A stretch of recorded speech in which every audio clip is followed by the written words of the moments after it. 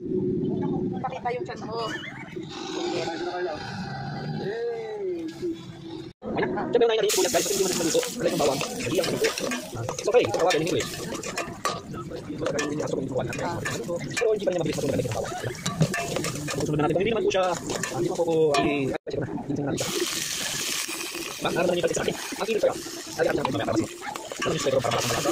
Ang ating sauce. At yung konti, para mas malasa. Ayun, sa akin yung isa. Hindi mo masama siguro, hindi mo makakagaling.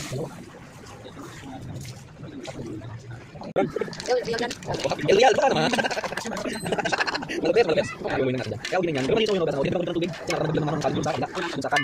Yan, so gawin natin. Yung hotdog guys. Pero kung natira. Hindi ko na malimutan i-video. Dahil yung asawa ko mga kipugong Jairo. Wow! Carrots, pampalino ng alin. Comment nyo sa comment section guys. Kung ano yung pinapalino nito. Comment sa comment section guys. Comment nyo. Dapat ikaw mag-voice over nito. Alam mo? Hindi mo voice over ko na nga. Huwag kang magsalita. Hindi na. Pwede po. Lalagyan natin. So ganito siya nilalagay. At least nailagay. Ayan po. Papilagyan natin siya ngayon. Yan, sopas siya. Pero hindi pa yung sopas. Meron pang kulang yan. Alas ko iba. Guys, ng buong ito, ilalagay ko dito lahat. Para malasa yung pagkakasopas niya. Yan. Sasabihin naman natin yan. Masarap yan. Uy. Kala nyo sopas na. Kala nyo pampurado, no? Uy. Uy. Uy. Ito na yung mga niya pampalasa. Yan. Panghanghang. Yan papanghang. Yan ang mentor ng pagkain mga kala mo.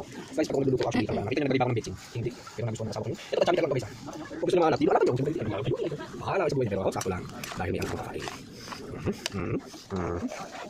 Okay, hindi ko sa mga